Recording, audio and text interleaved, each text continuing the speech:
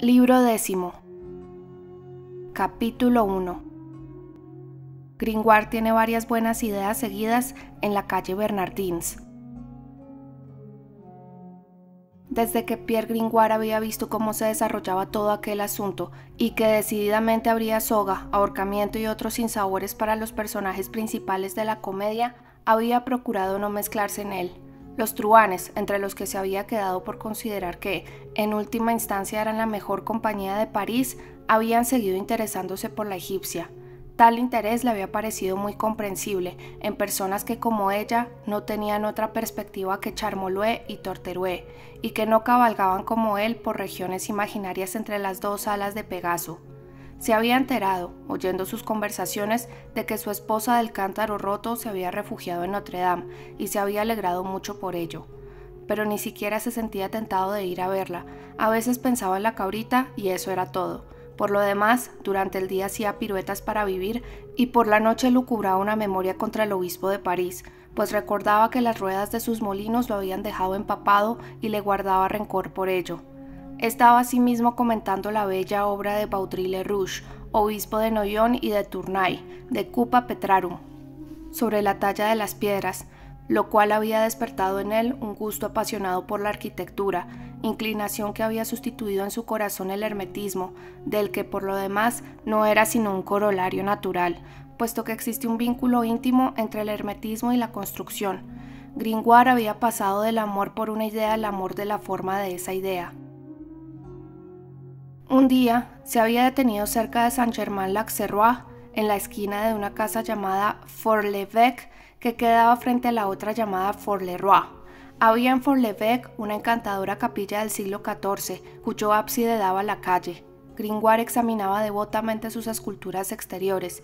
Se hallaba en uno de esos momentos de goce egoísta, exclusivo, supremo, en los que el artista no ve más que el arte en el mundo y ve el mundo en el arte. De repente nota que una mano se posa gravemente sobre uno de sus hombros. Se vuelve. Era su antiguo amigo, su antiguo maestro, el arcediano. Se quedó estupefacto. Hacía mucho tiempo que no había visto al arcediano, y don Claude era uno de esos hombres solemnes y apasionados cuyo encuentro siempre perturba el equilibrio de un filósofo escéptico. El arcediano guardó durante unos instantes un silencio que permitió a Gringoire observarlo. Encontró a don Claude muy cambiado, pálido como una mañana de invierno, con los ojos hundidos y el pelo casi blanco. Fue el sacerdote quien rompió por fin el silencio, diciendo en un tono tranquilo pero glacial: «¿Cómo estás, maese Pierre?» «¿De salud?», preguntó Gringoire. Habría muchas cosas que decir, pero en conjunto bien, no abuso de nada. Ya sabes, maestro, el secreto para encontrarse bien, según Hipócrates, es decir, que alimentos, bebidas, sueño, Venus, todo sea moderado. ¿No tienes entonces ninguna preocupación, maese Pierre?», prosiguió el arcediano mirando fijamente a Gringoire. «A fe mía no». «¿Y qué haces ahora?». «Pues ya lo ves, maestro, examino la talla de estas piedras y cómo está trabajado este bajorrelieve». El sacerdote sonrió, con una de esas sonrisas amargas en las que solo se levanta una de las comisuras de la boca. «¿Y eso te divierte?». «Es el paraíso», exclamó Gringoire, e inclinándose sobre las esculturas con la expresión maravillada de quien muestra fenómenos vivos, prosiguió: «¿Acaso no te parece que esta metamorfosis en bajorrelieve, por ejemplo, ha sido realizada con mucha habilidad, gracia y paciencia? Mira esta columnilla. ¿Alrededor de qué capitel has visto hojas más tiernas y mejor acariciadas por el cincel? Aquí tenemos 3 altorrelieves de Jean Mollefin. No son las obras más bellas de este gran genio. Sin embargo, la ingenuidad, la dulzura de los rostros, la ligereza de las posturas y de los ropajes, y ese encanto inexplicable que hay en todos los defectos, dan a las figuras mucha alegría y delicadeza, quizá incluso demasiada. ¿No lo encuentras divertido?». «¿Cómo no?», dijo el sacerdote. «¿Y si vieras el interior de la capilla?», prosiguió el poeta con su entusiasmo locuaz. «Esculturas por doquier, está tupido como el corazón de una col.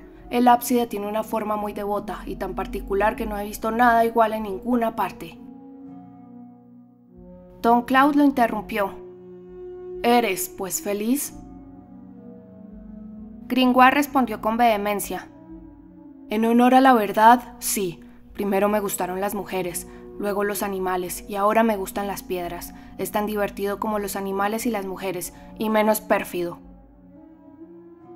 El sacerdote se puso una mano en la frente. Era un gesto habitual en él. ¿En serio? Mira, dijo Gringoire.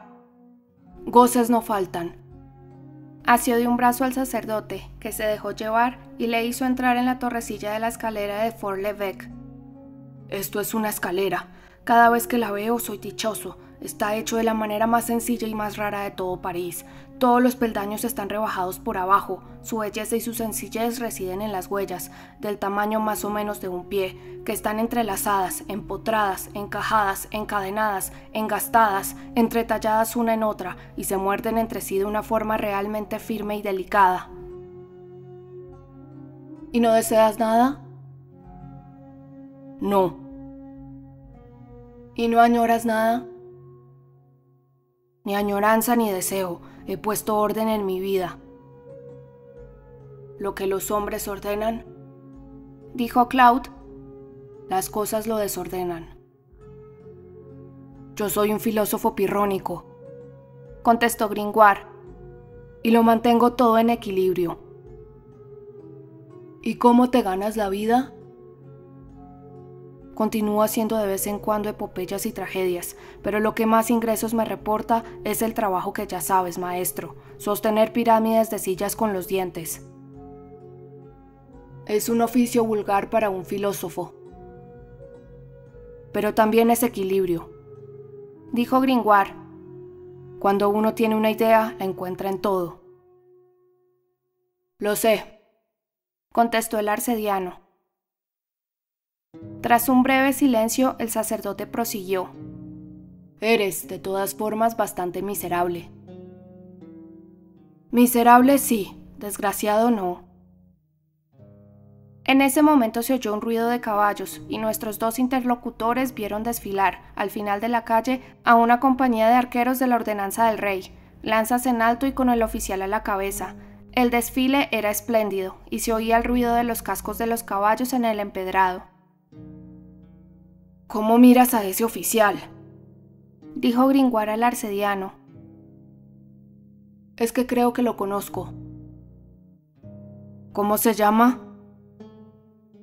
Creo que se llama Phoebus de Chateaupers, dijo Claude. ¿Phoebus? Un nombre muy curioso. Hay otro Phoebus que es conde de Foix, y recuerdo haber conocido a una muchacha que solo juraba por Phoebus. Ven, dijo el sacerdote. Tengo algo que decirte. Desde que había pasado aquella tropa, se percibía cierta agitación bajo el envoltorio glacial del arcediano. Este echó a andar. Gringoire lo seguía, acostumbrado a obedecerle, como todo aquel que había tratado alguna vez a este hombre con tanto ascendiente. Llegaron en silencio hasta la calle Bernardins, que estaba bastante desierta. Don Claude se detuvo allí. ¿Qué tienes que decirme, maestro?, le preguntó Gringoire. ¿No te parece?, dijo el arcediano con un aire de profunda reflexión, ¿que el traje de esos jinetes que acabamos de ver es más bonito que el tuyo y el mío?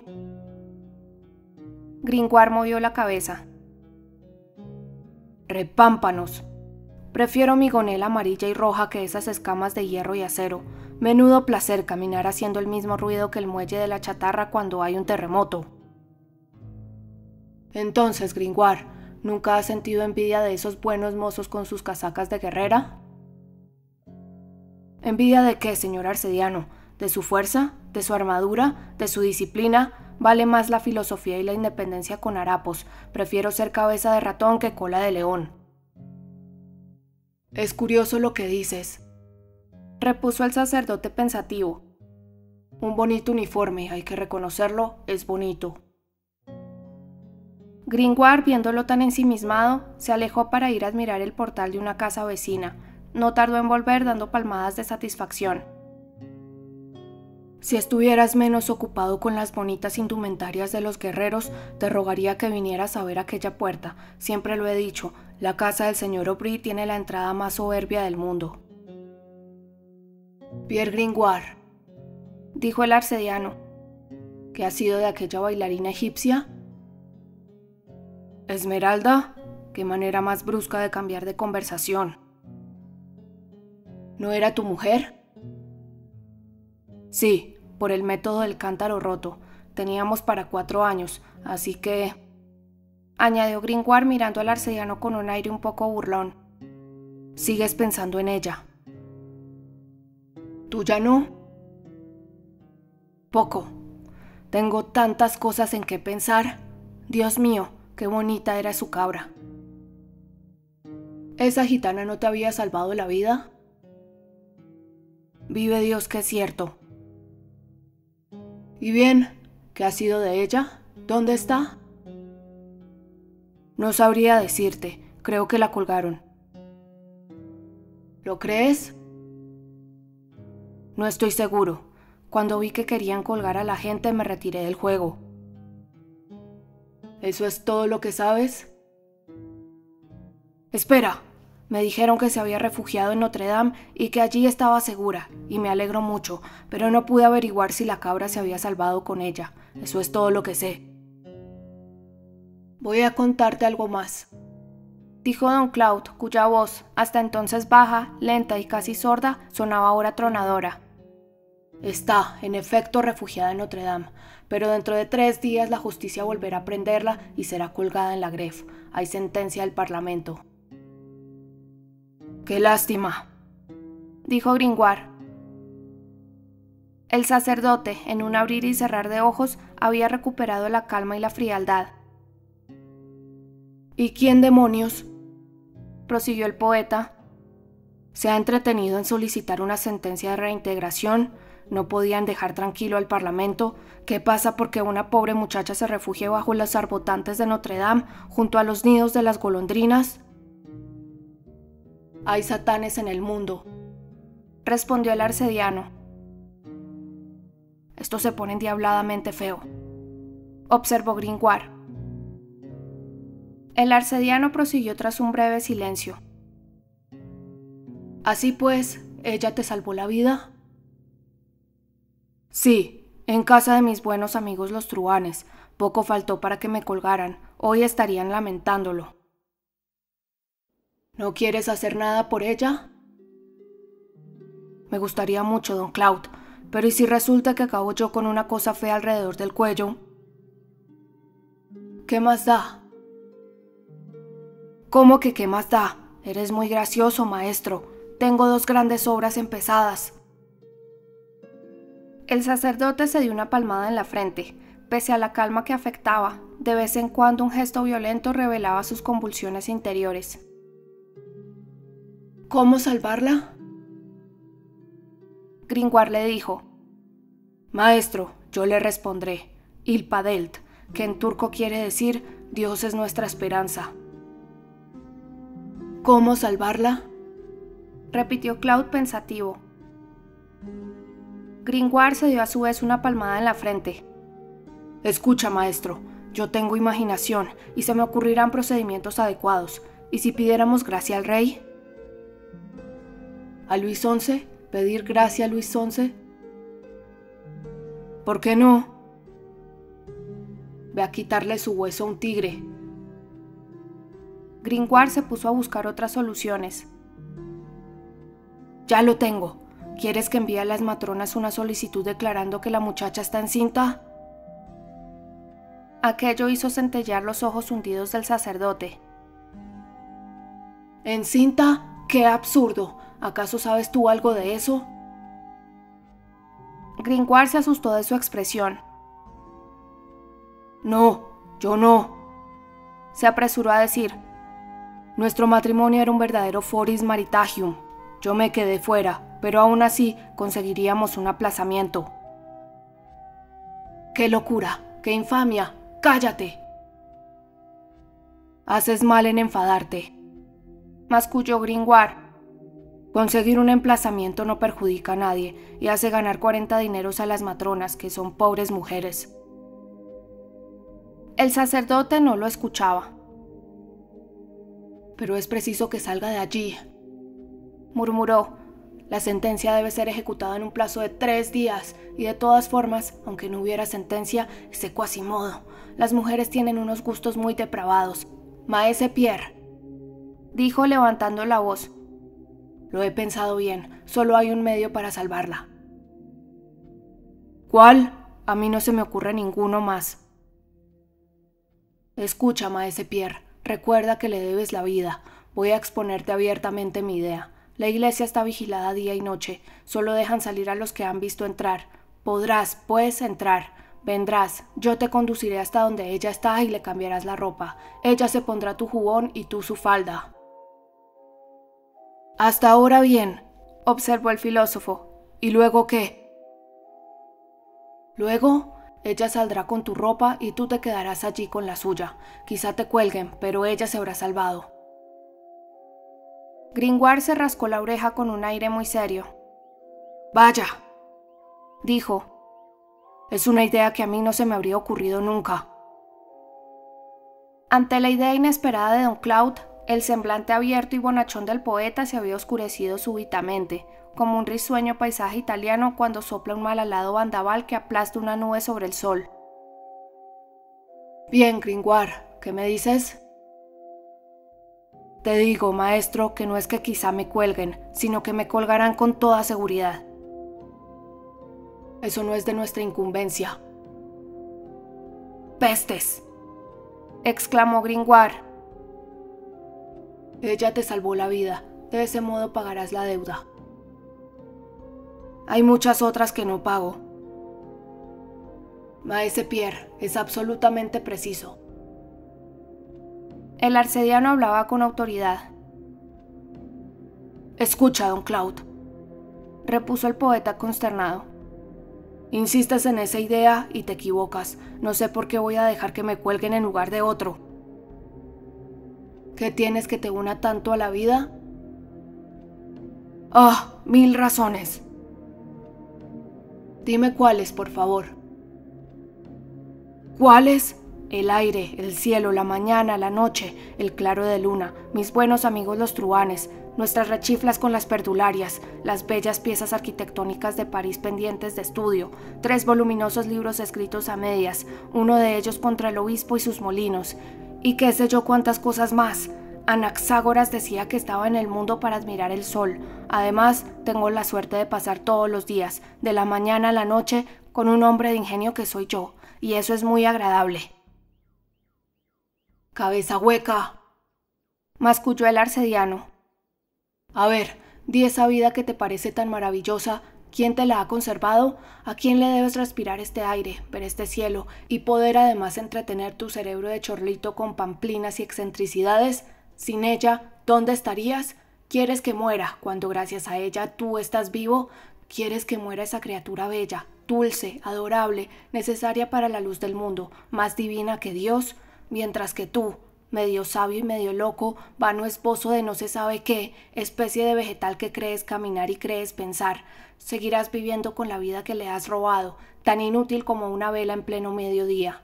Vamos, Gringoire, un poco de compasión, sé generoso también tú, ya que ella lo fue antes. El sacerdote hablaba con vehemencia. Gringoire lo escuchó con una expresión indeterminada al principio, luego se enterneció, y acabó dibujando en su lívido semblante una mueca trágica que lo asemejaba al de un recién nacido con cólico. «Te pones patético», dijo enjuagándose una lágrima. «Está bien, lo pensaré, pero vaya idea que has tenido. Después de todo», prosiguió tras un silencio, «quién sabe, tal vez no me cuelguen, no siempre se casa quien se promete. Cuando me encuentren en esa celda, tan grotescamente vestido con falda y toca, quizás se echen a reír. Además, si me cuelgan, ¿qué? La cuerda es una muerte como cualquier otra, o mejor dicho, no es una muerte como cualquier otra. Es una muerte digna del sabio que ha oscilado toda su vida, una muerte que no es ni carne ni pescado, como el espíritu del verdadero escéptico, una muerte absolutamente impregnada de pirronismo y de vacilación, que está entre el cielo y la tierra, que te deja en suspenso. Es una muerte de filósofo, y tal vez estaba predestinado a ella. Es magnífico morir como se ha vivido. El sacerdote lo interrumpió. De acuerdo, entonces, ¿qué es la muerte en definitiva? Prosiguió Gringoire con exaltación. Un mal momento, un peaje, el paso de poco a nada. En una ocasión en que alguien preguntó a Cercidas Megalopolitano si moría de buen grado, éste respondió, ¿por qué no? Después de morir veré a grandes hombres, Pitágoras entre los filósofos, Hecateo entre los historiadores, Homero entre los poetas y Olimpo entre los músicos. El arcediano le tendió la mano. No hay más que hablar, vendrás mañana. Este gesto volvió a Gringoire a la realidad. ¡Ah! ¡Repámpanos! ¡No!, dijo en un tono de un hombre que acaba de despertar. Ser ahorcado es demasiado absurdo, no quiero. Adiós, entonces. Y el arcediano añadió entre dientes. Volveremos a vernos. No quiero volver a ver a este hombre endiablado, pensó Gringoire y echó a correr tras don Claude. Señor arcediano, entre viejos amigos no debe haber rencor. Te interesas por esa joven, por mi mujer, quiero decir. Muy bien, has ideado una estratagema para sacarla sana y salva de Notre Dame, pero ese medio es extremadamente desagradable para mí, Gringoire. Si tuviera yo otro... Te advierto que acabo de tener ahora mismo una inspiración muy luminosa. Si se me ocurriera una idea apropiada para sacarla de ese mal trance, sin comprometer mi cuello con ningún nudo corredizo, ¿qué dirías? ¿No te bastaría? ¿Es absolutamente necesario que me cuelguen para que estés contento? El sacerdote tiraba con impaciencia de los botones de su sotana. ¡Qué torrente de palabras! ¿Cuál es ese medio que se te ha ocurrido? Sí, prosiguió Gringoire, hablando consigo mismo y tocándose la nariz con el dedo índice en señal de meditación. Eso es, los truhanes son buenos chicos. La tribu de Egipto la quiere. Se sublevarán en cuanto se les diga. Nada más fácil, un golpe de mano. Aprovechando el desorden será fácil sacarla. Mañana mismo por la noche. Estarán encantados. El medio, habla, dijo el sacerdote zarandeándolo. Gringoire se volvió majestuosamente hacia él. Déjame, ¿no ves que estoy elaborándolo? Reflexionó unos instantes más, luego se puso a aplaudir su idea gritando. Admirable, éxito asegurado. El medio, repitió Claude furioso. Gringoire estaba radiante. Acércate para que te lo cuente en voz baja. Es una maniobra verdaderamente audaz y que nos saca a todos del apuro. ¡Par Dios! Hay que reconocer que no soy un imbécil. De pronto interrumpió su discurso. ¡Ah! ¿La cabrita está con la joven? Sí, que el diablo se te lleve. Porque iban a colgarla también, ¿verdad? Colgaron a una cerda el mes pasado. Al verdugo le gustan esas cosas. Después se come el animal. Colgar a mi preciosa Chali, pobrecilla. ¡Maldición!, exclamó don Claude. El verdugo eres tú. ¿Qué medio de salvación se te ha ocurrido, bribón? ¿Habrá que sacarte la idea con forceps? Es una maravilla, maestro. Escucha. Gringoire se acercó al arcediano y le habló muy bajo al oído, mirando inquieto a uno y otro lado de la calle, pese a que no pasaba nadie. Cuando hubo terminado, don Claude le dio la mano y le dijo fríamente: De acuerdo, hasta mañana. Hasta mañana, repitió Gringoire. Y mientras el arcediano se alejaba por un lado, él se fue por otro lado diciéndose a media voz: Este asunto es de envergadura, señor Pierre Gringoire. No importa, que uno sea pequeño no quiere decir que vaya a arredrarse ante una gran empresa. Vitón llevó sobre los hombros un toro enorme, y las lavanderas, las currucas y las moscaretas cruzan el océano.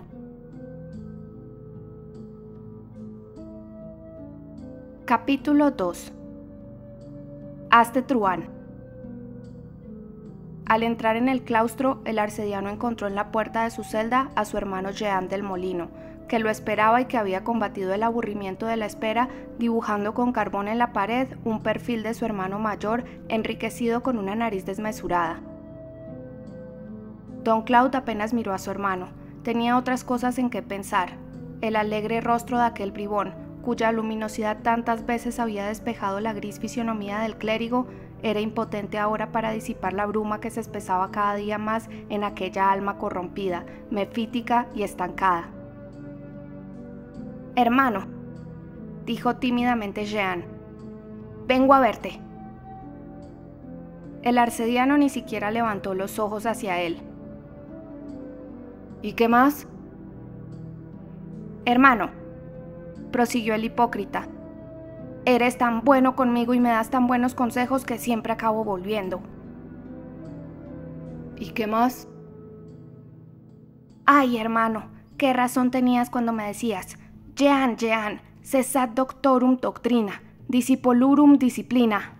Se relaja la doctrina de los doctos, la disciplina de los discípulos. Jehan, sé prudente. Jehan, sé docto. Jehan, no pernoctes fuera del colegio sin motivo legítimo y permiso del maestro. No pelees con los picardos. Noli Jehans, verbare picardos. No te pudras como un asno iletrado. Quasi asinus illetratus. En los bancos de la escuela. Jehan, deja castigar a discreción del maestro. Jehan, ve todas las noches a la capilla y canta una antífona con versículo y una oración a nuestra gloriosa Virgen María. ¡Ay, qué excelentes eran esos consejos! ¿Y qué más? Hermano, tienes delante a un culpable, un criminal, un miserable, un libertino, un hombre terrible. Mi querido hermano, Jehan ha convertido tus generosos consejos en paja y estiércol para ser pisoteados, y he sido castigado por ello, pues Dios es extraordinariamente justo. Mientras he tenido dinero, he ido de francachela, cometido locuras y llevado una vida alegre. ¡Oh!, con lo encantador que es el libertinaje de cara y lo feo y ceñudo que es por detrás. Ahora estoy sin blanca, he vendido mi estera, mi camisa y mi toalla, se acabó la buena vida, la hermosa candela se ha consumido y solo me queda una vulgar vela de cebo que me atufa. Las mujeres se ríen de mí, bebo agua, los remordimientos y los acreedores me torturan». «¿Y qué más?», dijo el arcediano. «Ay, queridísimo hermano, quisiera llevar una vida mejor. Acudo a ti lleno de contrición. Estoy arrepentido, me confieso, me doy golpes de pecho. Tienes toda la razón en querer que llegue a ser un día licenciado y pasante del colegio de Torchi. Siento ahora en mí una vocación magnífica para ese estado, pero no me queda tinta, tengo que comprar. No me quedan plumas, también tengo que comprar. No me queda papel, no me quedan libros, tengo que comprar de todo. Necesito para todo ello algunos fondos, y acudo a ti, hermano, con el corazón contrito». «¿Ya está?» «Sí», dijo el estudiante. «Un poco de dinero». «No tengo». El estudiante dijo entonces con un aire grave y decidido al mismo tiempo: «Pues bien, hermano, lamento tener que decirte que me hacen, por otra parte, ofertas y propuestas muy atractivas. ¿No quieres darme dinero? ¿No? En tal caso me haré truán». Al pronunciar esta palabra monstruosa, puso cara de Ajax esperando ver caer el rayo sobre su cabeza. El arcediano le dijo fríamente: «Hazte truán». Jehan lo saludó haciendo una profunda reverencia y bajó la escalera del claustro silbando. En el momento en que, cruzando el patio del claustro, pasaba bajo la ventana de la celda de su hermano, oyó que ésta se abría, levantó la mirada y vio asomar por la abertura la cabeza severa del arcediano. «Vete al diablo», dijo don Claude. «Este es el último dinero que recibirás de mí». Al mismo tiempo, el sacerdote le arrojó a Jehan una bolsa que le hizo al estudiante un buen chichón en la frente y con la que se marchó a la vez enfadado y contento, como a un perro al que la pidan tirándole huesos con tuétano. Capítulo 3. Viva la Pepa. Tal vez el lector no haya olvidado que una parte de la Corte de los Milagros estaba cercada por la antigua muralla de la ciudad, un buen número de cuyas torres empezaban ya a derrumbarse en aquella época. Una de esas torres la habían convertido los truhanes en lugar de diversión. Había una taberna en la sala de abajo y lo demás estaba en los pisos superiores. Esa torre era el punto más animado y por consiguiente el más repugnante de la truhanería. Era una especie de enjambre monstruoso que zumbaba noche y día. Por la noche, cuando aquella sobreabundancia de canalla dormía, cuando ya no quedaba ninguna ventana iluminada en las fachadas terrosas de la plaza, cuando ya no se oía salir ningún grito de aquellos casones sobrepoblados, de aquellos hormigueros de ladrones, mujerzuelas, niños robados o bastardos, siempre se reconocía la alegre torre por el ruido que hacía y por la luz escarlata, que irradiando a la vez de las claraboyas, de las ventanas y de las fisuras de las agrietadas paredes, escapaba, por así decirlo, por todos sus poros. El sótano era, pues, la taberna. Se accedía a ella a través de una puerta baja y una escalera muy empinada. En la puerta había pintarrajeados, a guisa de enseña, unas monedas nuevas y unos pollos muertos. Una noche, en el momento en que el toque de queda sonaba en todos los campanarios de París, los soldados de la guardia, si les hubiera sido dado entrar en la temible corte de los milagros, habrían podido ver que en la taberna de los truhanes el tumulto era mayor aún que el acostumbrado, que se bebía más y se blasfemaba mejor. Fuera había varios grupos en la plaza cuchicheando, como cuando se trama un gran plan, y algunos bribones desperdigados afilando las hojas de sus cuchillos con un adoquín. Sin embargo, dentro de la taberna, el vino y el juego constituían una distracción tan poderosa para las ideas que ocupaban esa noche la canalla que habría resultado difícil adivinar por las palabras de los bebedores de qué se trataba. Simplemente parecían más alegres que de costumbre, y se les veía a todos el brillo de alguna arma entre las piernas, un hocino, una hacha, un mandoble o el gancho de un viejo arcabuz. La sala, de forma redonda, era muy grande, pero las mesas estaban tan juntas y los bebedores eran tan numerosos que todo lo que contenía la taberna, hombres, mujeres, bancos, jarras de cerveza, los que bebían, los que dormían, los que jugaban, los sanos y los lisiados, parecían amontonados de cualquier manera, con tanto orden y armonía como un montón de conchas de ostra. Había algunas velas de cebo encendidas en las mesas, pero la verdadera lámpara de la taberna, lo que hacía allí el papel de araña de techo en un teatro de ópera, era el fuego. Aquel sótano era tan húmedo que nunca se dejaba apagar la chimenea, ni siquiera en pleno verano, una chimenea inmensa con campana esculpida, llena de pesados morillos de hierro y de utensilios de cocina, con uno de esos grandes fogones de leña y turba mezclada que de noche, en las calles de los pueblos, reflejan en rojo el espectro de las ventanas de forja en las paredes de enfrente. Un corpulento granuja, sentado con mucha seriedad sobre las cenizas, hacía girar un asador cargado de trozos de carne. Pese a la confusión, tras el primer golpe de vista se podía distinguir en esa multitud tres grupos principales, apiñados alrededor de tres personajes que el lector ya conoce.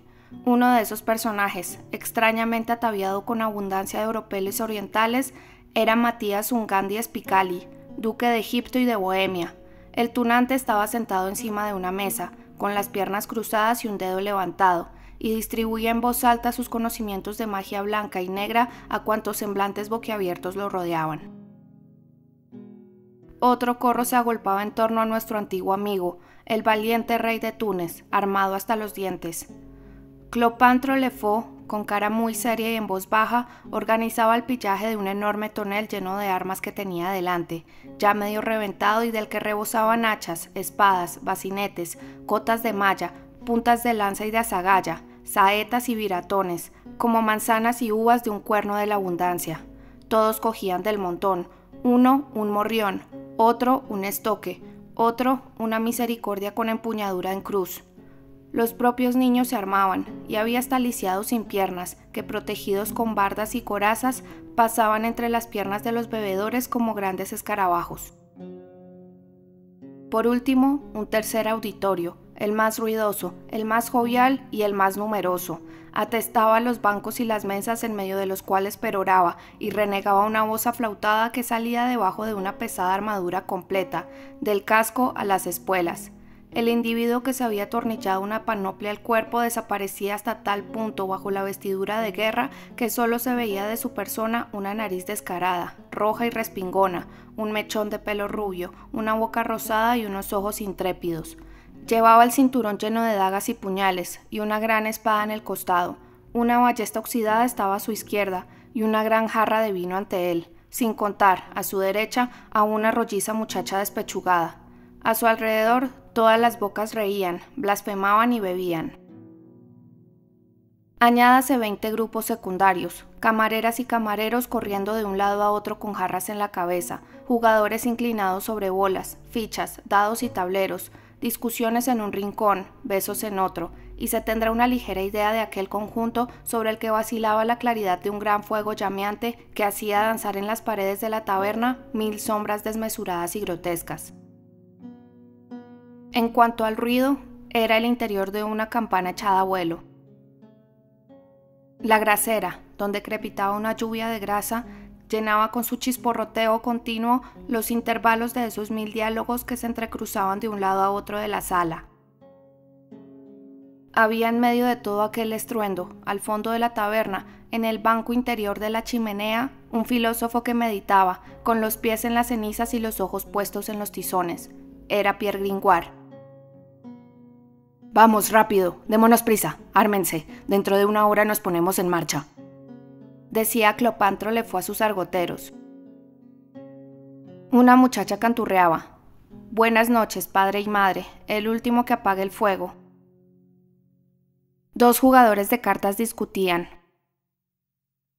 «¡Ballet!», gritaba el más congestionado de los dos, amenazando con el puño al otro. «Voy a sacarte los tréboles. Podrás hacer de Mistigri en el juego de cartas de Monseñor el Rey». «¡Uf!», gritaba un normando, reconocible por su modo de hablar gangoso. «Aquí estamos más apretujados que los santos de Caloupil». «Hijos», decía su auditorio el duque de Egipto, hablando en falsete. «Las brujas de Francia van al aquelarre sin escoba, grasa ni montura, solo con algunas fórmulas mágicas. Las brujas de Italia tienen siempre un macho cabrío que las espera en la puerta, y todas deben salir por la chimenea». La voz del joven bribón con armadura completa dominaba el guirigay. «¡Viva! ¡Viva! Hoy mismo mis primeras armas. Truán, vientre de Cristo. Soy Truán. Échenme de beber. Amigos míos, me llamo Jean Frollo del Molino y soy hidalgo. Soy de la opinión de que, si Dios fuera gendarme, se haría saqueador. Hermanos, vamos a hacer una bonita expedición. Somos unos valientes. Asaltar la iglesia, derribar las puertas, sacar a la bella joven, salvarla de los jueces, salvarla de los sacerdotes, desmantelar el claustro, quemar al obispo en el obispado. Haremos todo eso en menos tiempo del que tarda un burgomaestre en comer una cucharada de sopa. Nuestra causa es justa. Saquearemos Notre Dame y no hay más que hablar. Colgaremos a Quasimodo. ¿Conocen a Quasimodo, señoritas? ¿Lo han visto quedarse sin aliento sobre la campana un domingo de Pentecostés? Cuerno del Santo Padre. Es una maravilla. Parece un diablo a lomos de un vampiro. Amigos míos, escúchenme. Soy truán hasta el fondo de mi corazón. Tengo alma de argotero. Nací mangante. He sido muy rico y me he comido mis bienes. Mi madre quería que fuera oficial, mi padre subdiácono, mi tía consejero de la Cámara de Investigaciones, mi abuela protonotario del rey y mi tía abuela tesorero de túnica corta. Pero yo me he hecho truán, se lo he dicho a mi padre y él me ha escupido su maldición a la cara. A mi madre, que se ha echado a llorar y a babear, la anciana dama como ese tronco sobre ese morillo. ¡Viva la Pepa! Soy el auténtico loco. Taberna, amiga mía, más vino.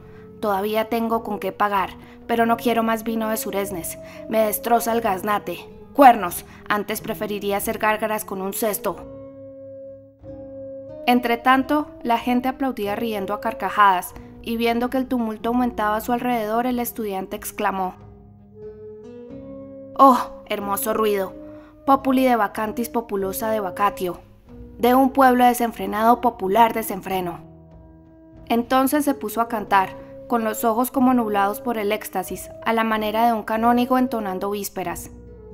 «Quae cantica, quae organa, quae cantilenae, quae melidioe hic sine fine de cantantur, sonat melliflua in morum organa, suavissim angelorum melodia, cantica canticorum ira».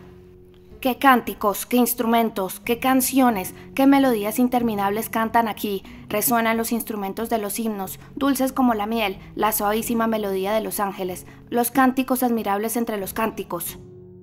Se interrumpió para decir: «Tabernera del demonio, dame de cenar». Hubo un momento casi de silencio, durante el cual se alzó la voz agria del duque de Egipto enseñando a sus bohemios. La comadreja se llama Twin, la zorra, piel azul o el corredor de los bosques, el lobo, pie gris o pie dorado, el oso, el viejo o el abuelo. El gorro de un gnomo vuelve invisible y hace ver las cosas invisibles. Todo sapo al que se bautice debe ir vestido de terciopelo rojo o negro, con una campanilla en el cuello y otra en las patas. El padrino va en cabeza, la madrina la última. El demonio Sidragasum es quien tiene poder para hacer bailar a las muchachas completamente desnudas. «Por la Santa Misa», interrumpió Jehan. «Quisiera ser el demonio Sidragasum». Mientras, los truhanes continuaban armándose entre cuchicheos al otro lado de la taberna. «Pobre Esmeralda», decía un gitano. «Es nuestra hermana, hay que sacarla de ahí». «¿Entonces sigue en Notre Dame?», preguntaba un mercante con cara de judío. «Sí, par Dios». «Pues bien, camaradas, a Notre Dame», exclamaba el mercante.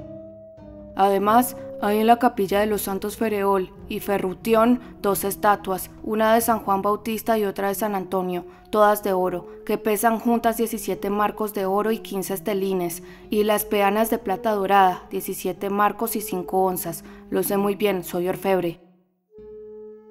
En ese momento le sirvieron la cena a Jehan, el cual, recostándose sobre el pecho de su vecina, exclamó: «Por San Bol de Luc, a quien el pueblo llama San Goguelu, que soy absolutamente feliz. Tengo frente a mí un imbécil que me mira con la cara lampiña de un archiduque. A mi izquierda hay uno con los dientes tan largos que le tapan el mentón. Además soy como el mariscal de Guy en el sitio de Pontoise. Tengo mi diestra apoyada en el montículo. Por el vientre de Mahoma, camarada. Pareces un vendedor de pelotas y vienes a sentarte a mi lado. Yo soy noble, amigo. La mercancía es incompatible con la nobleza. Vete de aquí. Y ustedes, que no se peguen. ¿Cómo? Baptiste Croquoisson, tú que tienes una tan hermosa nariz, ¿vas a exponerla a los grandes puños de ese buitre? ¡Imbécil! No le has dado a todo el mundo tener nariz. Eres realmente divina, Jacqueline Ronchoreil. Es una lástima que no tengas pelo.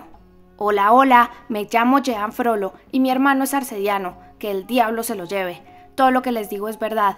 Haciéndome truhán, he renunciado con gusto a la mitad de una casa situada en el paraíso que mi hermano me había prometido.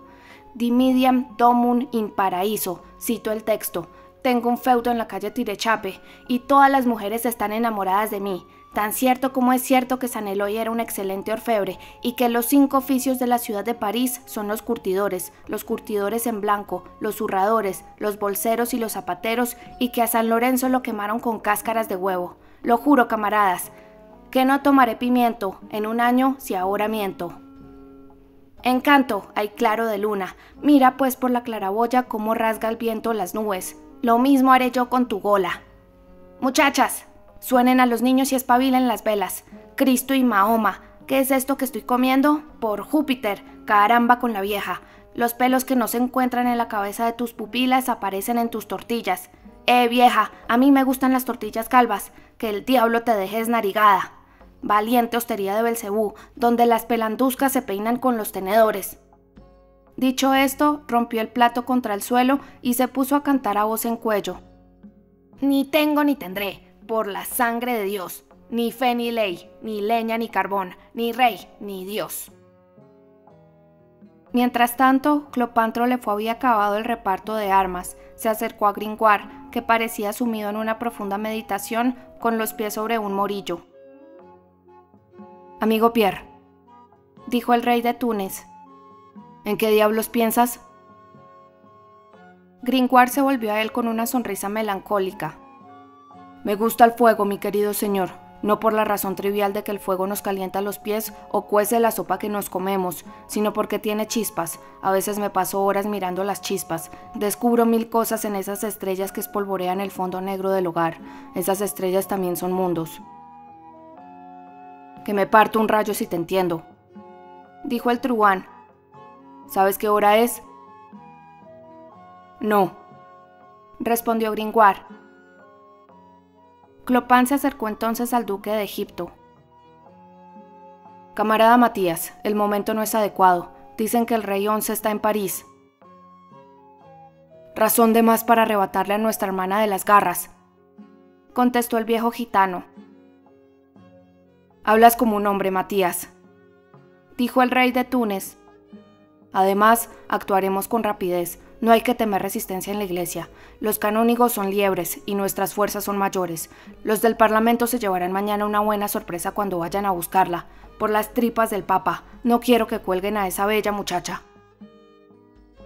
Clopin salió de la taberna. A la vez que sucedía esto, Jehan gritaba con voz ronca. Bebo, como estoy borracho, soy Júpiter. Pierre Lassommeur. Si sigues mirándome así, te desempolvaré la nariz a papirotazos. Por su parte, Gringoire, arrancado de sus meditaciones, se había puesto a contemplar la animada y escandalosa escena que lo rodeaba, murmurando entre dientes. Luxuriosa res vinum et tumultuosa ebrietas. El vino es fuerte de intemperancia y la embriaguez está llena de desorden. ¡Ay, qué bien hago en no beber! Y qué acertado está San Benito cuando dice: Vinum apostatare facit etiam sapientes. El vino hace apostar incluso a los sabios. En ese momento, Clopin volvió a entrar y gritó con una voz atronadora: ¡Medianoche! Al oír esta palabra, que causó el mismo efecto que el botasillas en un regimiento que ha hecho un alto, todos los truhanes, hombres, mujeres y niños, se precipitaron en masa fuera de la taberna, haciendo un gran ruido de armas y metales. La luna se había escondido. La corte de los truhanes estaba completamente oscura, no había ni una luz. Estaba, sin embargo, muy lejos de hallarse desierta. Se distinguía una multitud de hombres y de mujeres que hablaban entre sí en voz baja. Se oía su murmullo y se veía relucir toda clase de armas en las tinieblas. Clopin se puso encima de una gran piedra. «Los de Argot, en formación», gritó. «Los de Egipto, en formación. Los de Galilea, en formación». Un movimiento se produjo en la oscuridad. La inmensa multitud pareció formarse en columnas. Al cabo de unos minutos, el rey de Túnez volvió a elevar la voz. «Ahora, silencio para cruzar París. El santo y seña es espadín callejero. No encenderemos las antorchas hasta que estemos en Notre Dame. ¡En marcha!». 10 minutos más tarde, los jinetes de la guardia huían despavoridos ante una larga procesión de hombres negros y silenciosos que bajaban hacia el Pont au Change, por las calles tortuosas que atraviesan en todos los sentidos el denso barrio de Les Halles. Capítulo 4. Un torpe amigo. Aquella noche, Quasimodo no dormía. Acababa de hacer su última ronda por la iglesia.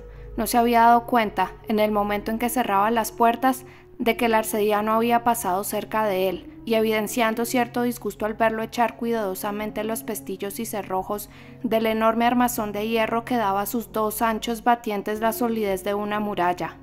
Don Claude parecía más preocupado aún que de costumbre. Por lo demás, desde la aventura nocturna de la celda, maltrataba constantemente a Quasimodo, pero por más rudamente que lo tratara, que le pegara incluso alguna vez, nada quebrantaba la sumisión, la paciencia, la resignación devota del fiel campanero.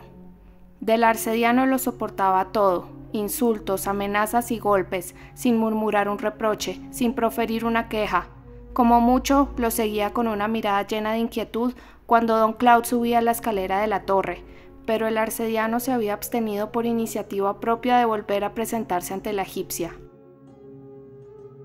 Aquella noche, pues, Quasimodo, después de haber echado un vistazo a sus pobres campanas, tan descuidadas, a Jacqueline, a Marie y a Thibault, había subido hasta lo alto de la torre septentrional, y allí, tras dejar en el tejado la linterna sorda bien cerrada, se había puesto a contemplar París.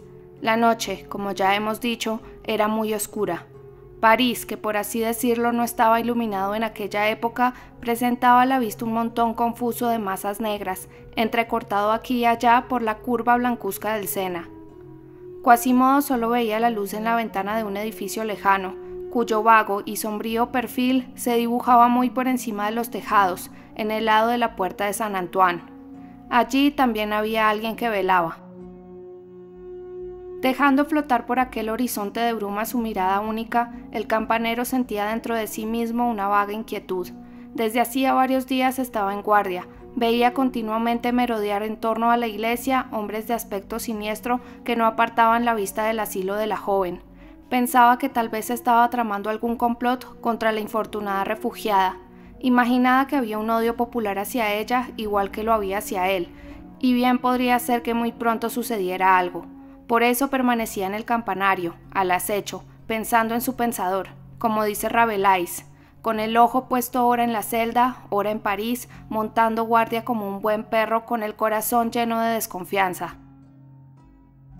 De repente, mientras escrutaba la gran ciudad con aquel ojo que la naturaleza, por una especie de compensación, había hecho tan penetrante que casi podía suplir los otros órganos que le faltaban a Quasimodo, le pareció que la silueta del muelle de la Vieille Pelleterie tenía algo singular, que había un movimiento en ese punto, que la línea del parapeto recortada en negro sobre la blancura del agua no estaba recta y tranquila, como la de los otros muelles, sino que ondeaba a ojos vistas como las olas de un río o como las cabezas de una muchedumbre en marcha. Aquello le pareció extraño, miró con atención redoblada. El movimiento parecía ir hacia la Cité, aunque no había ninguna luz. Se prolongó un rato en el muelle, luego se desplazó poco a poco, como si lo que ocurriera entrase en el interior de la isla. Finalmente cesó por completo, y la línea del muelle volvió a estar recta e inmóvil. En el momento en que Quasimodo se perdía en conjeturas, le pareció que el movimiento reaparecía en la calle del Atrio, que se prolongaba en la Cité perpendicularmente a la fachada de Notre Dame. Por fin, pese a lo densa que era la oscuridad, vio desembocar por esa calle la cabeza de una columna, y en un instante extenderse por la plaza una multitud de la que era imposible distinguir nada en medio de las tinieblas, salvo que era una multitud. El espectáculo era aterrador. Es probable que aquella procesión singular, que parecía tan interesada en ocultarse bajo una profunda oscuridad, no guardara un silencio menos profundo. Sin embargo, algún ruido debía de hacer, aunque no fuera más que el de sus pisadas. Pero ese ruido no llegaba a nuestro sordo, y aquella inmensa multitud, de la que apenas veía algo y de la que no oía nada, agitándose y caminando, sin embargo, tan cerca de él, le producía el mismo efecto que un desfile de muertos, mudo, impalpable, perdido entre el humo. Le parecía ver avanzar hacia él una masa de niebla llena de hombres, ver sombras moviéndose en la sombra. Entonces renacieron sus temores. La idea de una tentativa contra la egipcia reapareció en su mente. Sintió confusamente que se acercaba una situación violenta.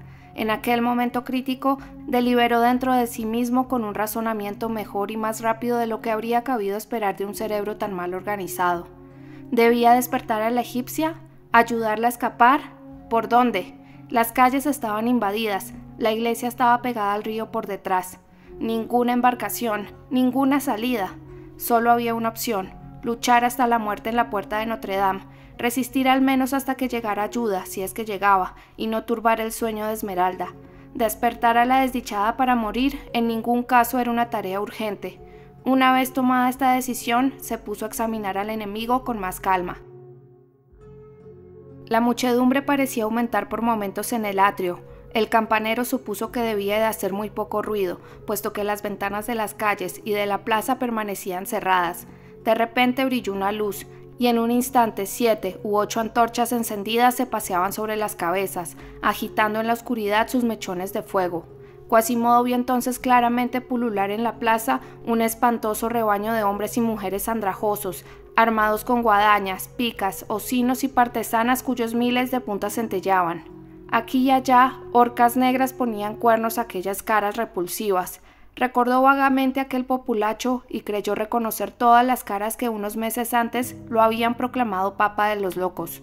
Un hombre que llevaba una antorcha en una mano y un bulash en la otra se subió encima de un guardacantón y pareció arengar a la masa. Al mismo tiempo, el extraño ejército describió algunas evoluciones, como si tomara posiciones alrededor de la iglesia. Quasimodo cogió su linterna y bajó a la plataforma situada entre las dos torres para ver más de cerca y pensar en los métodos de defensa.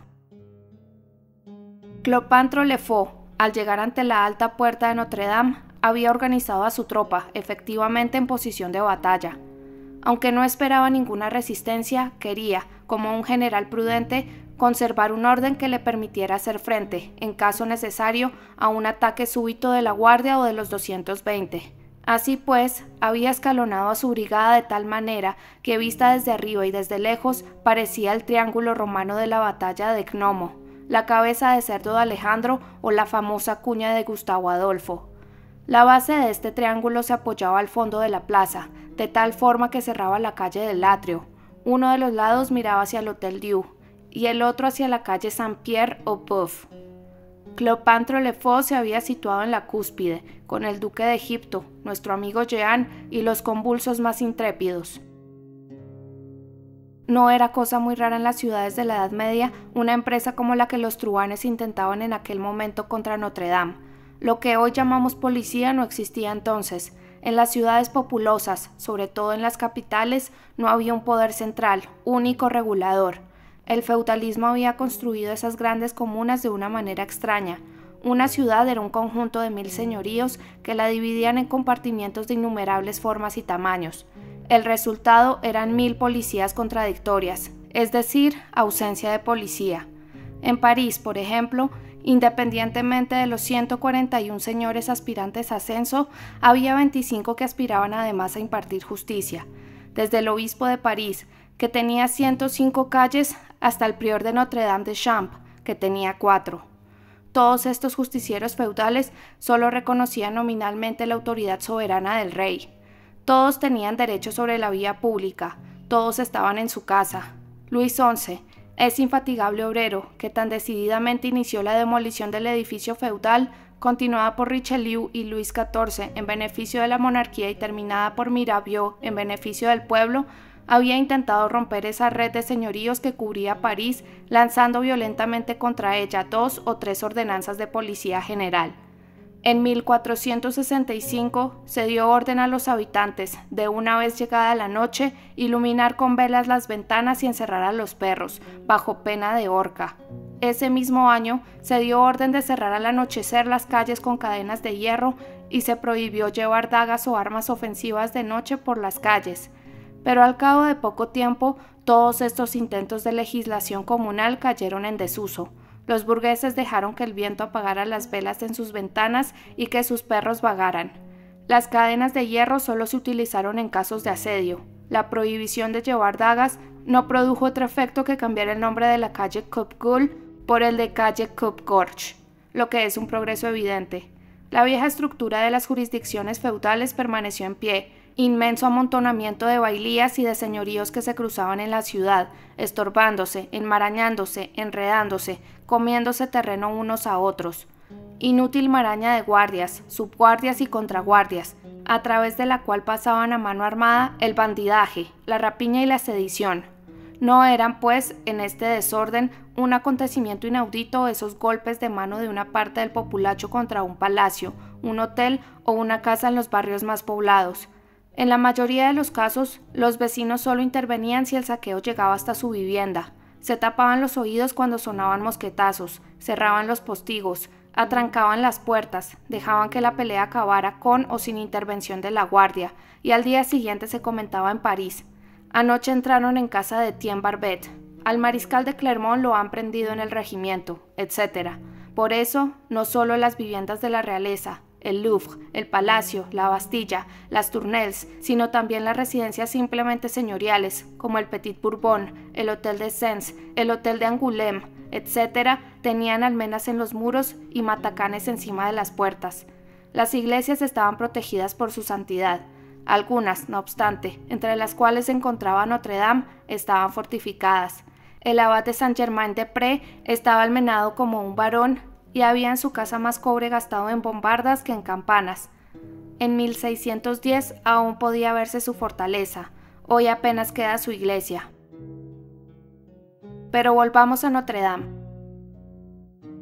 Finalizadas las primeras disposiciones, y debemos decir, en honor a la disciplina truhana, que las órdenes de Clopin fueron ejecutadas en silencio y con una precisión admirable. El digno jefe de la banda se subió al parapeto del atrio y elevó su voz ronca y vasta, permaneciendo de cara a Notre Dame y agitando su antorcha, cuya luz, castigada por el viento y velada en todo momento por su propio humo, hacía aparecer y desaparecer de la vista la rojiza fachada de la iglesia.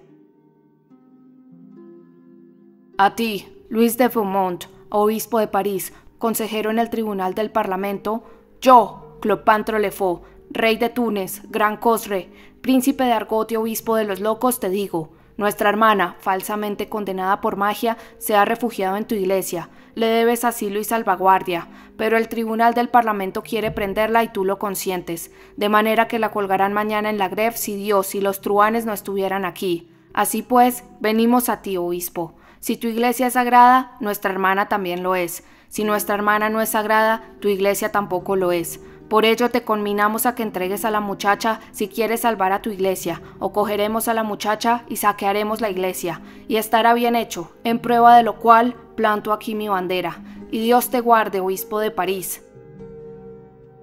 Desgraciadamente, Quasimodo no pudo oír estas palabras pronunciadas con una suerte de majestad sombría y salvaje.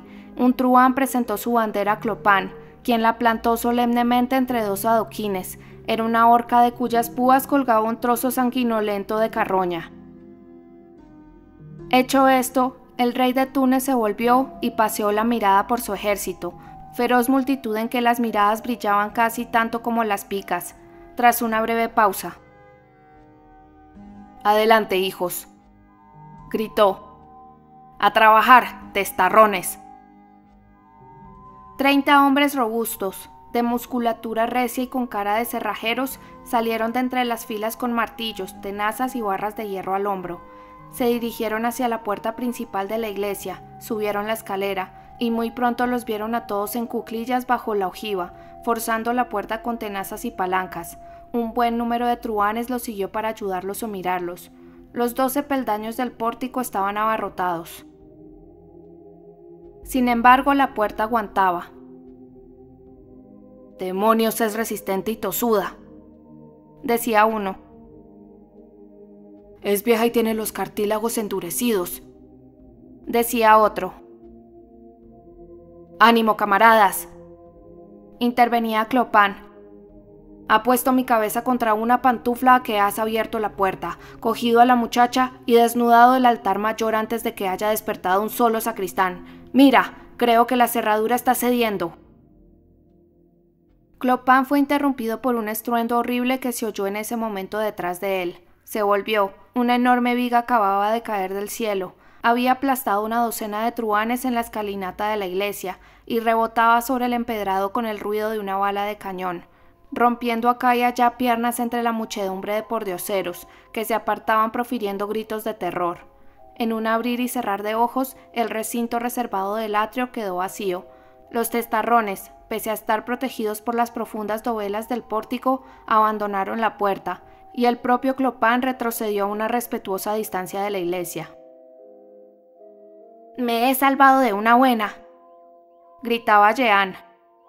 «He oído el silbido, rediós, pero Pierre l'Assommoir está muerto». Imposible describir el asombro mezclado con pánico que cayó junto a aquella viga sobre los bandidos. Se quedaron unos minutos con la mirada perdida, más consternados por ese trozo de madera que por 20.000 arqueros del rey. «¡Por Satanás!», masculló el duque de Egipto. «Esto huele a magia». «Ha sido la luna que nos ha tirado ese tronco», dijo Andría el Rojo. «Y eso que dicen que la luna es amiga de la Virgen», añadió François Chanteprun. «¡Mil papas!», exclamó Clopin. «Son todos unos imbéciles». Pero él no sabía cómo explicar la caída del madero. Sin embargo, en la fachada, a cuya parte más elevada no llegaba la claridad de las antorchas, no se distinguía nada, el pesado madero yacía en medio del atrio, y se oían los gemidos de los miserables que habían recibido el primer impacto y a los que el ángulo de los escalones de piedra había rajado el vientre al ser aplastados contra él. Pasado el primer momento de estupor, el rey de Túnez encontró por fin una explicación que pareció plausible a sus compañeros. ¡Redios! ¿Acaso los canónigos se defienden? Entonces, ¡a saco! ¡A saco! ¡A saco!, repitió la turba con un hurra furioso. Inmediatamente fue lanzada una descarga de ballestas y de arcabuces contra la fachada de la iglesia. Al producirse esta detonación, los apacibles habitantes de las casas circundantes se despertaron, varias ventanas se abrieron y en los huecos aparecieron gorros de dormir y manos sosteniendo velas. ¡Disparen contra las ventanas!, gritó Clopin. Las ventanas se cerraron en el acto y los pobres burgueses, que apenas habían tenido tiempo de echar un vistazo asustado a aquella escena de luces y tumulto, volvieron al interior a sudar de miedo junto a sus mujeres, preguntándose si el aquelarre se celebraba ahora en el atrio de Notre Dame, o si se trataba de un ataque de los borgoñeses, como en 1464. Entonces, los maridos pensaban en los robos, las mujeres en las violaciones, y todos temblaban. ¡A saco!, repetían los argoteros. Pero no se atrevían a acercarse. Miraban la iglesia y miraban el madero no se movía, el edificio conservaba su aspecto tranquilo y desierto, pero algo helaba a los truhanes. «¡Testarrones, manos a la obra!», gritó Trolefort. «¡Fuercen la puerta!». Nadie dio un paso. «¡Barba y vientre!», dijo Clopin. «¿Cómo es posible que unos hombres tengan miedo de una viga?». El viejo testarrón le dirigió la palabra. «Capitán, no es la viga lo que nos preocupa, es la puerta, que está totalmente forrada con barras de hierro. Las tenazas no sirven de nada». «¿Qué necesitan entonces para derribarla?», preguntó Clopin. «Necesitaríamos un ariete». El rey de Túnez se acercó valientemente al formidable madero y puso un pie encima. «Aquí tienen uno», dijo. «Se los ha enviado los canónigos». Y dirigiendo un saludo burlón hacia la iglesia, añadió: «Gracias, canónigos». Esta balandronada produjo un efecto positivo, ya que rompió el hechizo del madero. Los truhanes recuperaron el valor, y muy pronto la pesada viga, levantada como una pluma por 200 brazos vigorosos, cargó con furia contra la gran puerta que ya habían intentado forzar. Viéndolo así, a la semiclaridad que las escasas antorchas de los truhanes esparcían por la plaza, aquel largo madero sostenido por aquella multitud de hombres que lo precipitaban corriendo contra la iglesia parecía un monstruoso animal de 1000 patas atacando con la cabeza bajada al gigante de piedra. Al chocar la viga, la puerta semimetálica sonó como un inmenso tambor. No se rompió lo más mínimo, pero la catedral entera se estremeció y se oyeron rugir las profundas cavidades del edificio. En ese mismo instante, una lluvia de grandes piedras empezó a caer desde lo alto de la fachada sobre los asaltantes. ¡Demonios!, exclamó Jehan. ¿Acaso las torres nos arrojan sus balustradas a la cabeza? Pero el empujón estaba dado, y el rey de Túnez predicaba con el ejemplo. Decididamente el obispo se defendía, lo cual fue un acicate para cargar contra la puerta con más rabia, pese a las piedras que partían cráneos a diestro y siniestro. Lo curioso es que esas piedras caían de una en una, aunque muy seguidas. Los argoteros notaban siempre 2 a la vez, una en las piernas y otra en la cabeza. Quedaban pocos sin recibir algún golpe, y una extensa capa de muertos y heridos sangraba y palpitaba bajo los pies de los asaltantes, quienes furiosos ahora se renovaban sin tregua. La larga viga continuaba golpeando la puerta a intervalos regulares, como el badajo de una campana, las piedras cayendo y la puerta gimiendo. El lector sin duda ha adivinado que el autor de esa resistencia inesperada, que había exasperado a los truhanes, era Quasimodo. El azar había ayudado, por desgracia, al valiente sordo. Cuando había bajado a la plataforma situada entre las torres, sus ideas eran muy confusas. Había corrido durante unos minutos por la galería, yendo y viniendo como loco, viendo desde arriba la masa compacta de los truhanes dispuestos a precipitarse en la iglesia y pidiendo al diablo o a Dios que salvara a la egipcia. Se le había ocurrido subir al campanario meridional y tocar a rebato, pero antes de que hubiera podido poner la campana en movimiento, antes de que la potente voz de María hubiera podido proferir un solo clamor, ¿no habría tenido tiempo la puerta de la iglesia de ser derribada 10 veces? Eso era justo en el momento en que los testarrones avanzaban hacia ella con sus herramientas. ¿Qué hacer, entonces? De pronto se acordó que unos albañiles habían estado todo el día reparando la pared, la estructura y el tejado de la torre meridional. Aquello fue un rayo de luz. La pared era de piedra, el techado de plomo y la estructura de madera. Esa estructura prodigiosa, tan tupida que la llamaban el bosque. Quasimodo corrió hacia esa torre. Los espacios inferiores estaban, efectivamente, llenos de material. Había montones de mampuestos, láminas de plomo enrolladas, haces de listones, sólidas vigas ya cerradas y montones de cascotes, un arsenal completo. El tiempo apremiaba. Las tenazas y los martillos trabajaban abajo. Con una fuerza redoblada por la sensación de peligro, levantó una de las vigas, la más pesada, la más larga, la sacó por una lucera y cogiéndola por el exterior de la torre, la empujó por la esquina de la balustrada que rodeaba la plataforma y la arrojó al abismo. La enorme viga, en aquella caída de 160 pies arañando las paredes y arrancando esculturas, dio varias vueltas sobre sí misma como un aspa de molino que fuera volando sola por los aires. Finalmente llegó al suelo y aquel horrible grito se alzó. La negra viga, rebotando en el suelo, parecía una serpiente dando saltos. Quasimodo vio que los truhanes se dispersaban al caer el madero, como se esparce la ceniza cuando un niño sopla encima de ella.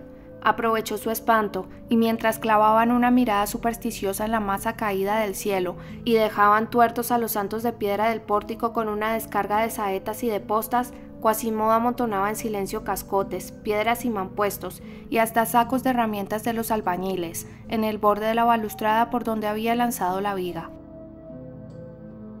Así pues, en cuanto se pusieron a golpear la gran puerta, la lluvia de piedras comenzó a caer, y les pareció que la iglesia se demolía por sí sola sobre sus cabezas. Quien hubiera podido ver a Quasimodo en ese momento se habría asustado. Independientemente de la cantidad de proyectiles que había apilado sobre la balustrada, también había amontonado piedras en la plataforma misma. Cuando los mampuestos acumulados en el borde exterior se hubieron agotado, empezó a coger piedras del otro montón. Se agachaba, se levantaba, se agachaba y se levantaba otra vez, desarrollando una actividad increíble. Su enorme cabeza de gnomo se asomaba por encima de la balustrada. A continuación una enorme piedra caía, y luego otra y otra más. De vez en cuando seguía una buena piedra con la mirada, y cuando mataba a alguien lo celebraba con una exclamación. Los pordioseros, sin embargo, no se desanimaban. La gruesa puerta contra la que se ensañaban ya había temblado 20 veces bajo el peso de su ariete de roble multiplicado por la fuerza de 100 hombres. Los paneles se cuarteaban, los cincelados saltaban en añicos, los goznes se levantaban sobre sus machos en cada embestida, los tablones se desencajaban, la madera se deshacía, machacada entre las nervaduras de hierro. Por suerte para Quasimodo, había más hierro que madera. Aún así, él presentía que la gran puerta se tambaleaba. Aunque no oía, cada golpe de ariete retumbaba a la vez en las cavernas de la iglesia y en sus entrañas. Veía desde arriba a los truhanes, rebosantes de triunfo y de rabia, mostrar el puño a la tenebrosa fachada y envidiaba, para el egipcio y para él, las alas de los búhos que huían en bandadas por encima de su cabeza. Su lluvia de pedruscos no bastaba para rechazar a los asaltantes. En aquel momento de angustia se fijó, un poco más abajo de la balustrada desde la que aplastaba a los argoteros, en dos largos canalones de piedra que desaguaban justo encima de la puerta. El orificio interno de estos canalones desembocaba en el suelo de la plataforma. Entonces se le ocurrió una idea. Corrió a buscar un haz de leña a su cuartucho de campanero. Colocó sobre el haz unos buenos puñados de listones y una cantidad no menor de rollos de plomo, municiones que aún no había utilizado, y una vez preparada esta hoguera delante del agujero de los 2 canalones, le prendió fuego con su linterna. Mientras tanto, dado que ya no caían piedras, los truhanes habían dejado de mirar hacia arriba. Los bandidos, jadeando como una jauría que acosa al jabalí en su revolcadero, se agolpaban ante la gran puerta, completamente deformada por el ariete pero todavía en pie. Esperaban con impaciencia el golpe definitivo que la descerrajara. Todos querían estar lo más cerca posible para precipitarse los primeros cuando se abriera, en aquella opulenta catedral, vasto receptáculo donde se habían acumulado las riquezas de 3 siglos. Se recordaban unos a otros, con rugidos de alegría y de gula, las hermosas cruces de plata, las hermosas capas de brocado, las hermosas tumbas de esmalte, las grandes magnificencias del coro, las fiestas deslumbrantes, las navidades fulgurantes de antorchas, las pascuas resplandecientes de sol, todas esas solemnidades espléndidas en las que relicarios, candelabros, copones, tabernáculos y custodias realzaban los altares con una costra de oro y de diamantes. Con toda seguridad, en aquel hermoso momento, mangantes y alfeñiques, archisecuaces y achicharrados pensaban mucho menos en la liberación de la egipcia que en el saqueo de Notre Dame. Incluso nos sentiríamos tentados de pensar que para buen número de ellos Esmeralda no era más que un pretexto, suponiendo que unos ladrones tuvieran necesidad de pretextos. De pronto, en el momento en que se agrupaban alrededor del ariete para hacer un último esfuerzo, conteniendo todos la respiración y tensando los músculos a fin de asestar con toda su fuerza el golpe decisivo, un alarido, más espantoso aún que el que había estallado y expirado bajo el madero, se elevó entre ellos. Los que no gritaban, los que aún vivían, miraron. 2 chorros de plomo fundido caían desde lo alto del edificio sobre lo más nutrido de la multitud. Aquel mar de hombres acababa de desplomarse bajo el metal hirviente, que había hecho, en los 2 puntos en los que caía, 2 agujeros negros y humeantes en la multitud como lo haría el agua caliente cayendo sobre la nieve. Moribundos, medio calcinados, se revolcaban y aullaban de dolor. Alrededor de estos 2 chorros principales, gotas de esa lluvia horrible se esparcían sobre los asaltantes y penetraban en los cráneos como barrenas de fuego. Era una granizada de fuego que acribillaba a aquellos miserables. El clamor fue desgarrador. Huyeron sin orden ni concierto, dejando caer el madero sobre los cadáveres, desde los más audaces hasta los más apocados, y el atrio quedó vacío por segunda vez. Todos los ojos se habían levantado hacia lo alto de la iglesia. Lo que veían era extraordinario. En la cima de la galería más elevada, más arriba del rosetón central, había una gran llama que subía entre los 2 campanarios como remolinos de chispas, una gran llama desordenada y furiosa a la que el viento arrancaba en algunos momentos una lengua en medio del humo. Debajo de esa llama, debajo de la oscura balustrada de tréboles al rojo, 2 gárgolas vomitaban sin cesar aquella lluvia ardiente cuyo flujo plateado se recortaba sobre las tinieblas de la fachada interior. A medida que se acercaban al suelo, los 2 chorros de plomo líquido se abrían en haces, como el agua que brota de los numerosos agujeros de una regadera. Por encima de la llama, las enormes torres, de cada una de las cuales se veían 2 caras crudas y cortantes, era totalmente negra y la otra totalmente roja. Parecían más grandes todavía debido a la inmensidad de la sombra que proyectaban hasta el cielo. Sus innumerables esculturas de diablos y dragones adquirían un aspecto lúgubre. La claridad inquieta de la llama producía la sensación de que se movían. Había sierpes que parecían reír, gárgolas a las que uno creía oír aullar, salamandras que soplaban hacia el fuego, tarascas que estornudaban en medio del humo. Y entre aquellos monstruos despertados de su sueño de piedra por esa llama, por ese ruido, había uno que andaba y al que de vez en cuando se le veía pasar por delante de la hoguera como un murciélago ante una candela. Seguramente ese faro extraño despertaría a lo lejos al leñador de las colinas de Bicetre, asustado al ver oscilar sobre sus brezos la sombra gigantesca de las torres de Notre Dame. Se hizo entre los truhanes un silencio de terror, durante el cual solo se oyeron los gritos de alarma de los canónigos, encerrados en su claustro y más inquietos que caballos en una cuadra en llamas, el ruido furtivo de las ventanas precipitadamente abiertas y aún más precipitadamente cerradas, el barullo interior de las casas y del Hotel Dieu, el viento en las llamas, los últimos estertores de los moribundos y el chisporroteo continuo de la lluvia de plomo en el suelo. Los principales truhanes se habían retirado bajo el porche de la mansión Gandelaurier para deliberar. El duque de Egipto, sentado sobre un guardacantón, contemplaba con temor religioso la hoguera fantasmagórica que resplandecía a 200 pies de altura. Clopin Trollefort se mordía sus grandes puños con rabia. «Imposible entrar», murmuraba entre dientes. «Una vieja iglesia encantada», mascullaba el viejo gitano Matías Ugandi Spicali. «Por los bigotes del Papa», añadía un truchimán canoso que había servido en el ejército. «Esas gárgolas de iglesia escupen plomo fundido mejor que los matacanes de Lectoure».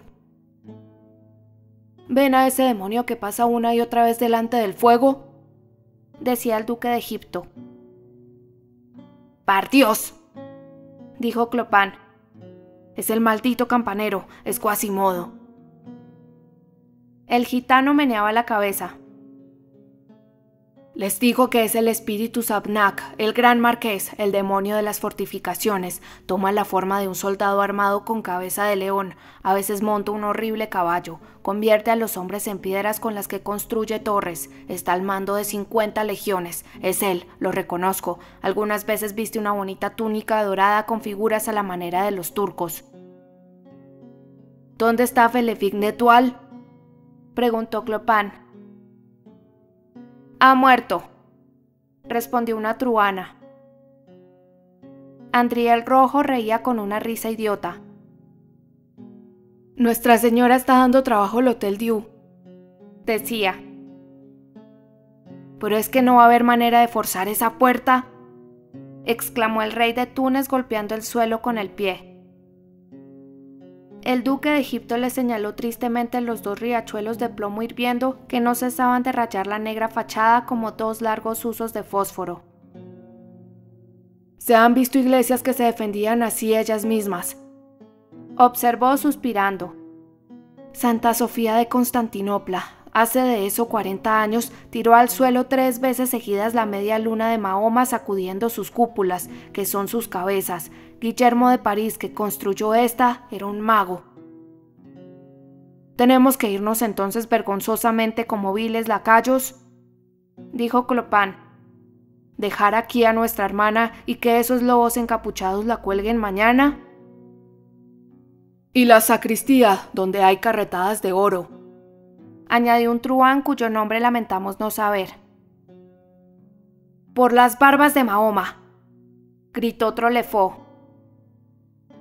«Intentémoslo una vez más», insistió el truhán. Matías Ugandi meneó la cabeza. «No entraremos por la puerta, hay que encontrar el defecto de la armadura de la vieja bruja, un agujero, una puerta falsa, una juntura cualquiera». «¿Quién viene?», dijo Clopin. «Yo vuelvo. Por cierto, ¿dónde está el joven estudiante Jehan que llevaba tanta chatarra encima?». «Debe de haber muerto», respondió alguien, «porque ya no se le oye reír». El rey de Túnez frunció el entrecejo. «Es una pena, había un corazón valeroso bajo aquella chatarra. Y maese Pierre Gringoire». «Capitán Clopin», dijo André el Rojo. «Se escabulló cuando todavía estábamos en el Ponto Changeur». Clopin golpeó el suelo con el pie. «Vive Dios, es él quien nos mete en este lío y luego nos deja plantados en plena faena. Cobarde charlatán, se va a enterar cuando lo pille». «Capitán Clopin», gritó André el Rojo, que miraba hacia la calle del atrio. «Ahí viene el estudiante». «Alabado sea Plutón», dijo Clopin. «¿Pero qué diablos arrastra?». Era Jehan, en efecto, que corría todo lo deprisa que se lo permitían sus pesados ropajes de paladín y una larga escalera que arrastraba decididamente por el suelo, más jadeante que una hormiga tirando de una brizna de hierba 20 veces más larga que ella. «¡Victoria! ¡Te Deum!», gritaba el estudiante. «Esta es la escalera de los descargadores del puerto San Laudrí». Clopin se acercó a él. «Muchacho, ¿qué cuernos quieres hacer con esta escalera?». «La tengo», respondió Jehan sin aliento. Sabía dónde estaba, en el cobertizo de la casa del teniente. Allí hay una muchacha a la que conozco y que me encuentra puesto como un cupido. La he utilizado para conseguir la escalera, y tengo la escalera. Por Mahoma, la pobre muchacha ha venido a abrirme en camisa. Sí, dijo Clopin. Tienes la escalera, ¿pero qué quieres hacer con ella? Jehan lo miró con aire malicioso y experto e hizo chascar los dedos como castañuelas. Estaba sublime en aquel momento. Llevaba en la cabeza uno de esos cascos recargados del siglo XV que asustaban al enemigo con sus cimeras quiméricas. La suya estaba provista de 10 picos de hierro, de manera que Jehan habría podido disputar el temible epíteto de Decémbolos, a la nable homérica de Néstor. ¿Qué quiero hacer con ella, augusto rey de Túnez? ¿Ves esa hilera de estatuas con cara de imbéciles, allá, encima de los 3 pórticos? Sí, ¿y qué? Es la Galería de los Reyes de Francia. ¿Y a mí qué más me da? Repuso Clopin. Espera un poco. Hay al final de esa galería una puerta que nunca se cierra más que con un pestillo. Con esta escalera subo y estoy en la iglesia. Muchacho, déjame subir a mí primero. No, camarada, la escalera es mía. Ven, tú serás el segundo. Que Belcebú acabe contigo, dijo el enfurrullado Clopin. Yo no quiero ir detrás de nadie. En tal caso, Clopin, búscate una escalera. Jehan echó a correr por la plaza, tirando de su escalera y gritando: ¡A mí, muchachos! En un momento levantaron y apoyaron la escalera en la balustrada de la galería inferior, por encima de uno de los pórticos laterales. La masa de truhanes, profiriendo grandes aclamaciones, se agolpó abajo para subir, pero Jehan mantuvo su derecho y fue el primero en poner el pie en los escalones. El trayecto era bastante largo. La Galería de los Reyes de Francia se encuentra hoy a unos 60 pies del suelo. Los 11 peldaños de la escalinata la elevaban todavía más.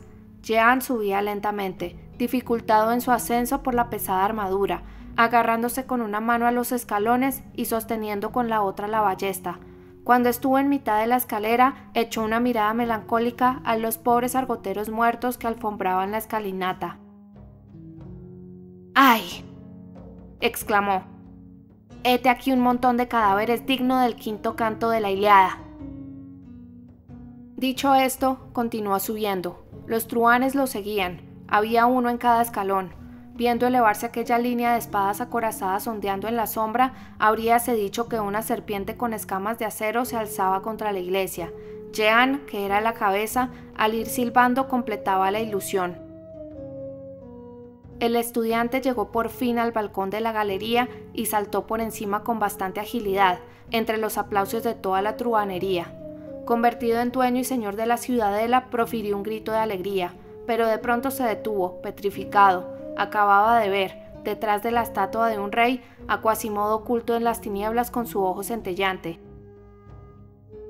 Antes de que un segundo asaltante hubiera podido poner el pie en la galería, el formidable jorobado saltó hasta la escalera y, sin decir palabra, cogió con sus poderosas manos el extremo de los 2 largueros, los levantó, los alejó de la pared, hizo balancear un momento, en medio de los clamores de angustia, la larga y flexible escalera testada de truhanes de arriba abajo, y súbitamente, con una fuerza sobrehumana, arrojó aquel racimo de hombres a la plaza.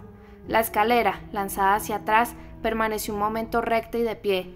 Después osciló, hasta que de repente, describiendo un espantoso círculo de 80 pies de radio, cayó al suelo, con su carga de bandidos, más deprisa que un puente levadizo cuyas cadenas se rompen. Se oyó una inmensa imprecación, después toda su voz se extinguió y algunos desgraciados mutilados salieron arrastrándose de debajo del montón de muertos. Un rumor de dolor y cólera sucedió entre los asaltantes a los primeros gritos de triunfo. Quasimodo, impasible, con los codos apoyados en la balustrada, miraba. Parecía un viejo rey peludo asomado a su ventana. En cuanto a Jehan Frollo, se encontraba en una situación crítica. Estaba en la galería con el temible campanero, solo, separado de sus compañeros por un muro vertical de 80 pies. Mientras Quasimodo jugaba con la escalera, el estudiante se había precipitado hacia la puerta que creía abierta, pero no lo estaba.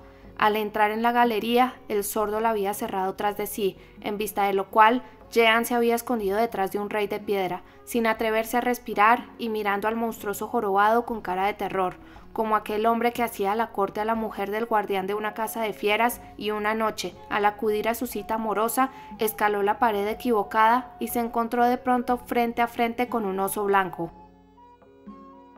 En los primeros momentos el sordo no se fijó en él, pero finalmente volvió la cabeza y se irguió de golpe. Acababa de ver al estudiante. Jehan se preparó para un rudo enfrentamiento, pero el sordo permaneció inmóvil. Simplemente se había vuelto hacia el estudiante y lo miraba. ¡Jojo!, dijo Jehan.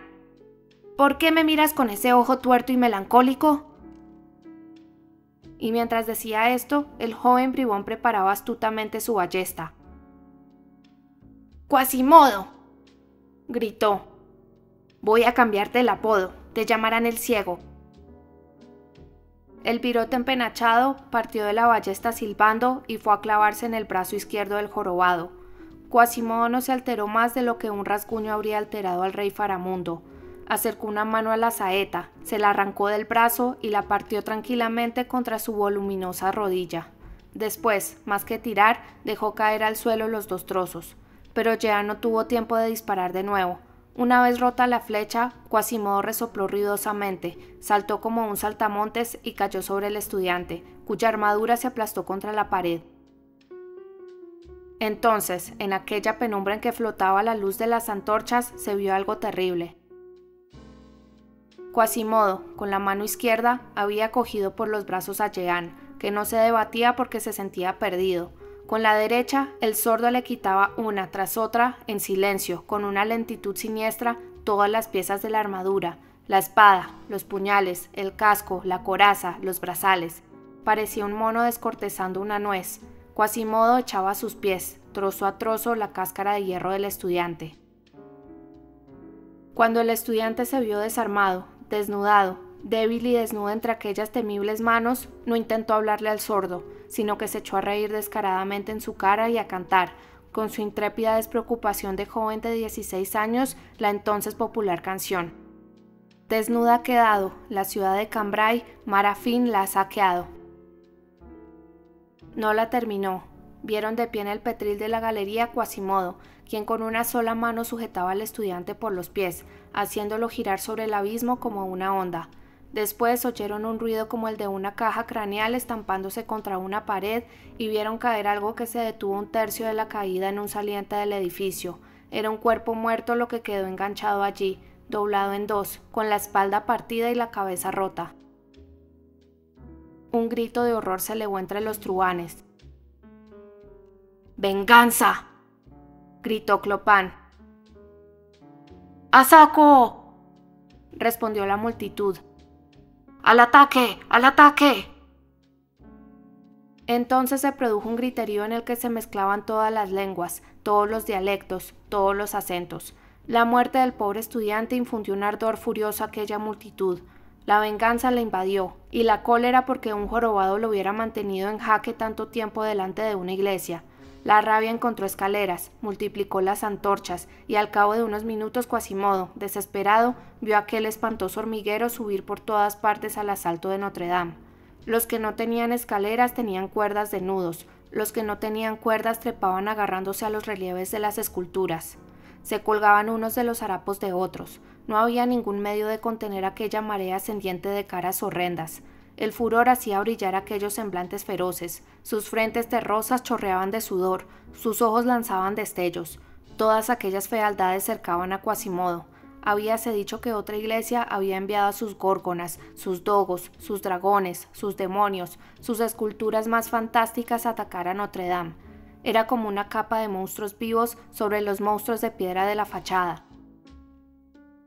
Mientras tanto, la plaza se había iluminado con 1000 antorchas. Aquella escena caótica, hasta entonces sumida en la oscuridad, había sido inundada súbitamente de luz. El atrio resplandecía y proyectaba su resplandor al cielo. La hoguera encendida en la alta plataforma continuaba ardiendo e iluminaba a lo lejos la ciudad. La enorme silueta de las dos torres, que se extendía sobre los tejados de París, abría en aquella claridad un ancho tajo de sombra. La ciudad parecía haberse contagiado. Se oía la queja lejana de campanas tocando a rebato. Los truhanes vociferaban, jadeaban, blasfemaban, subían, y Quasimodo, impotente contra tantos enemigos, temblaba por la egipcia al ver los rostros feroces acercándose cada vez más a su galería. Pedía al cielo un milagro y se retorcía los brazos de desesperación.